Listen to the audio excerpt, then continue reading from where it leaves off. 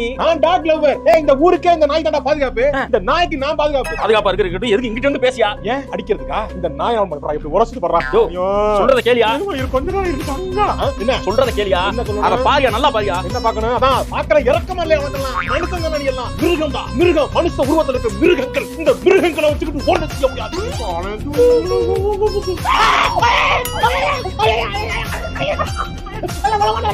ஐயோ விட்டுறியாத. அத விட்டு தொலையா. நானா விட மாட்டேன். அத விட்டுறியா? போட்டுட்டா?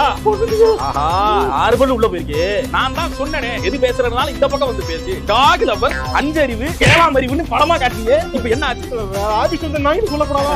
நாய் கடிச்ச டே 1ல இருந்து 3 weeks to 3 months ஆகும் சிம்டம்ஸ் டெவலப் ஆகிறதுக்கு. சப்போஸ் உங்க பாடியில ராபிஸ் வைரஸ் என்டர் ஆகிடுச்சு அப்படின்னா இனிஷியலி வந்து உங்களுக்கு fever, head pain, tiredness and இந்த டாக் கடிச்ச மூண்டு சுத்தி இச்சிங் வந்து இருக்கும்.